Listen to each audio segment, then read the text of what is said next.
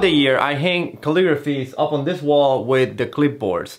And I keep practice pieces, commissions that I'm working on, not the final piece gets shipped, but I keep other versions of the final piece as I work through them. Lessons for my courses and my classes, calligraphies that I'm brushing for videos, all kinds of stuff. I never really put them away throughout the year. What I do is I just clip them up there and just hang them up there, and I look at them all year long. So what I've been doing lately for the last couple years is that at the beginning of the next year, I take them all down, I sorted them all, I wrap them up and I put them away, and then I have the wall clean for the next year. So the purpose of this video is to bring you along and see how I sort out all these calligraphies and see what I worked on last year. This is not all of it, I realize. Most of the calligraphies got thrown out. A lot of the stuff that I do every day for commissions or videos or practice sessions, it gets put into the recycling bin. This is what I decided to keep for many different reasons. It is a tedious job, I'll admit, but it's a good exercise to kind of go over everything that I did last year, find out some unfinished projects that I want to go back. I know there is one in there right now that falls into that category.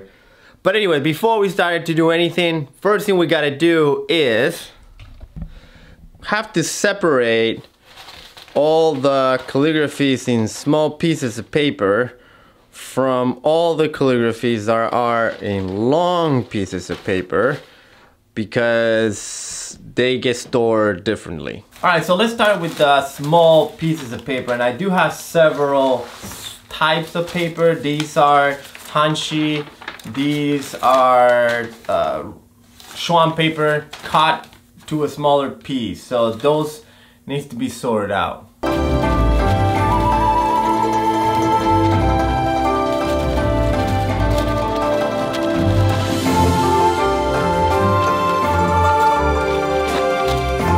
Alright, so this looks pretty good. I got the scroll size stacks here, scroll length paper. Then I got a couple stacks of the small pieces, the hanshi, some Schwan paper and whatnot. I have this stack here. These are mostly blank on that Schwan grid paper. So now that they are organized, let's take a look. These are all character study. That's why I use this gridded paper. I keep a few of them just because if I want to go back and see some of the composition. I think I use some of these for videos too, so I like to keep them. I think this is from the 8 Immortals of the Wine Cup poem. So yep, so I'll keep these and put them away. I have two types of hanshi paper that I work on. Got this one that's a little bit of a better quality. It's more of a off-white cream color, and then this one is like super cheap quality. It's white. It's all machine made, and this one is super wrinkly and light. This is a little bit thicker. It's better for like more finished pieces. None of these are really for calligraphy that you want to frame or anything like that. It's all for practice, but one is a little bit better quality than the other. So for this one, let's see what we have in this stack. These are all, well, these are practice that I've been doing for 5 kanji, 5 character calligraphies. These ones are probably for lessons, for workshops where I'm going to be teaching how to brush this character. So I brush it here and scan it and make the handouts for that. Yeah, these are all me just probably copying some of the Chinese calligraphy books. These are probably just challenges. The orange ink is usually for teaching, so when you teach a class, you will brush in the orange ink so the students can brush in the black ink, and there's no confusion of you know, which one is the instructors and which one is the students. So probably use these for a class at some point. These are also for lessons. This is me. If you saw my kakizome for 2020, this is what I brush. Is the when the heart is correct, the brush is also correct. So this is probably early in the year when I was studying how to brush that calligraphy. This is also copying probably from Sun Gotin. The narrative on calligraphy is a famous Sun Gotin, all Chinese calligrapher masterpiece. So I'm just kind of picking a few of his character from a page and just kind of copying that. Just do it for study. This is katakana. I've been doing that also for lessons.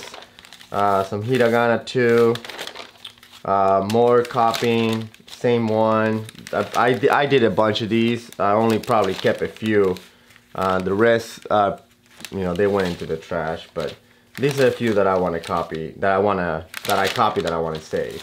Pretty much anything that I brush on these cheap hanshi either gets recycled because I'm not gonna keep it, or it's probably for scanning because the paper is not really that good. So the original piece is not gonna be used for anything.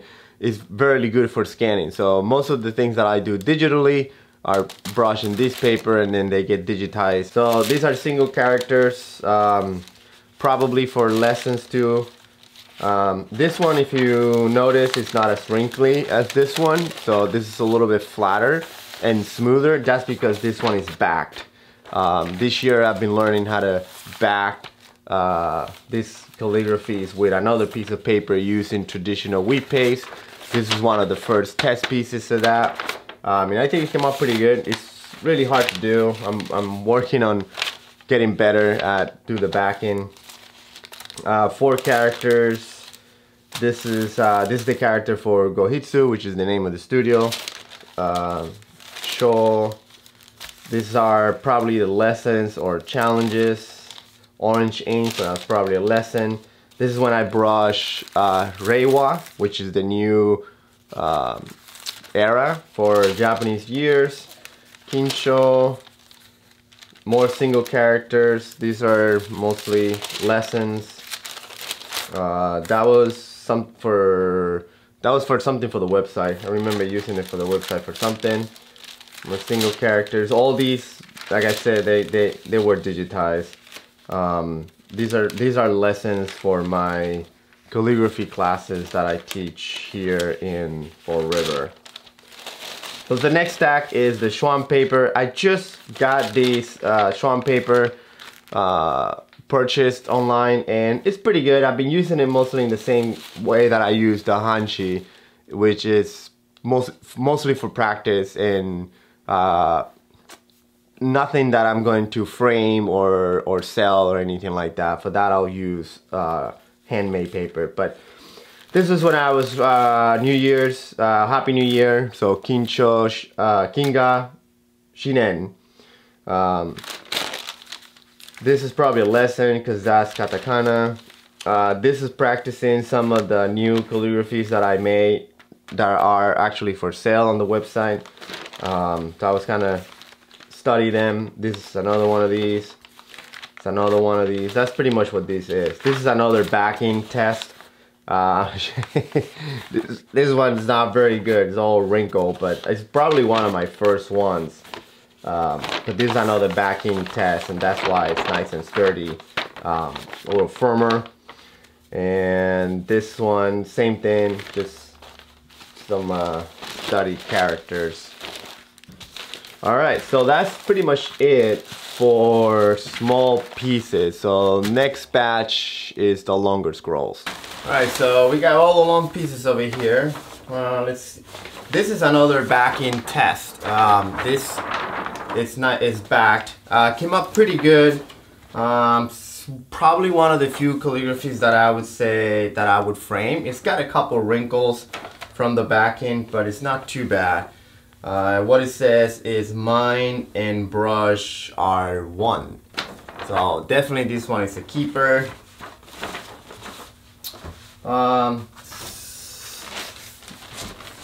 This one is a practice piece of Yamaoka Teshu's 8 Immortals of the Wine Cup poem. We do it in characters of 3. So just picked 3 characters from the poem and I was brushing it. You'll see a lot of those because last year I practiced that quite a bit. So we'll see a lot of these. This one is probably one of my favorite pieces of last year. This is when I did the entire poem of Yamaoka tissues in one set, and I did it with a small brush. I don't know if you can see it. Oh, you see it sideways, but you know, the scroll it goes this way, right? You can see it sideways here, so how long it is.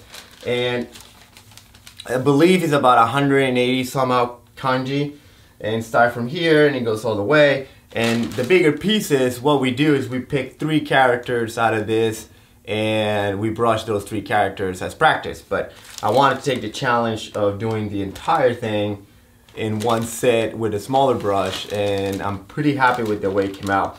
I did a few copies, but I only kept the best one. The other ones are gone. So this is one of my unfinished work that I'm gonna have to pick up this year, and I'm planning on doing that. This is an attempt to copy in the Heart Sutra or the Hanya Shingyo.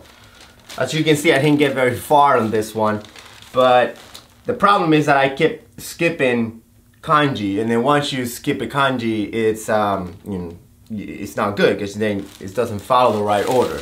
I have another one somewhere in here that's a little bit further, but I made the same mistake, so I'll do that again this year. This is another Teshu's 3 character works, smaller paper. This was a commission that I did on a scroll.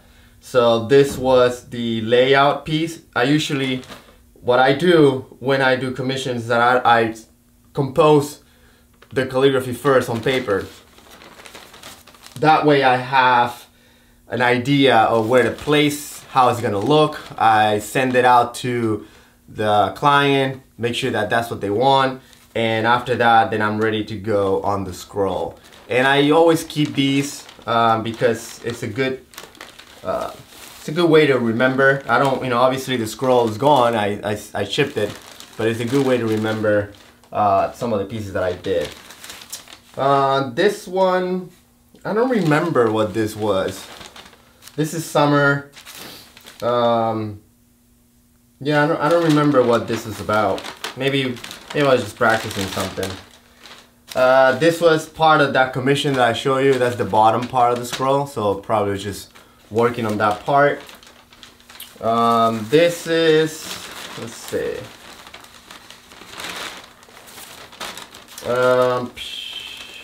Yep, this is Teshu, so working on copying some of Teshu's work. This is the same calligraphy that I did for my kakisome, which is when the mind is correct, the brush is also correct. And this is brushed in the style of Teshu. It's on a book, so I was copying from the book.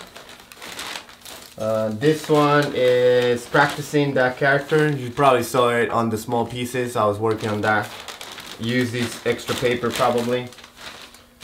This is another commission that I did, I think it was sometime in the fall. This was a scroll too, so that was the late. Actually, this was not a scroll. This was this type of paper, but they wanted it backed so they could be framed. So this is probably one of the versions. I probably did maybe 5 or 6 of these before I shipped the final one. So I got a couple of those in here. This big one, you probably saw the video. That this is not all. That's the kanji of the year, and this is Rei, and it was picked in Japan, and then it was brushed by the by a Zen master, and I was just copying the work that he did. I made a video about it, so here's the piece. I wanted to do big, so that's what I did on this big paper. Let's see. This one is a commission too. This is a certificate. This is a rank certificate for a Japanese martial arts school here where I live in Massachusetts, and I'm just doing, this is many different versions, a small one, a big one, a small one, different styles, working on the writing. And then after that, I did the final ones and I give it to them so that they can digitize it and make their certificates. So that was the practice piece for that. This is another one of that commission that you saw earlier. As you can see, I make a bunch of them. This was that other commission that I show you from this year, from last year. This one is back. Listen here, right? This one is backed and came out pretty good, except that it has a couple of wrinkles. Probably that's why this one didn't get sent out. This one is the calligraphy that I did at the September St training in Wisconsin. But last September I did it's called Session, which is an intensive St training that you can do a weekend one or you can do a week-long one. In September I did the weekend one. This couple weeks ago, well, last week, January, I did the week-long one. And this one is the calligraphy that we do at the end of the Session. Again, it's a 3-character chose from the Teshu poem. That's what we do.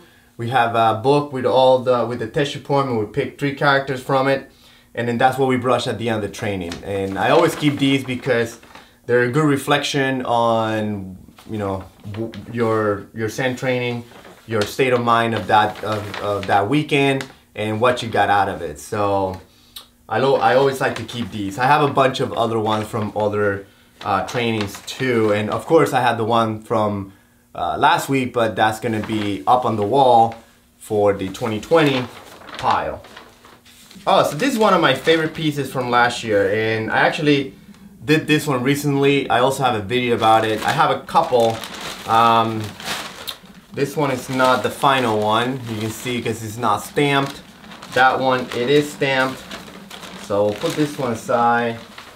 And this is the final one because I stamped it. I will probably keep this. Most definitely will like to frame it someday. I really like the way that it came out. And it says to calm your heart and ground your life.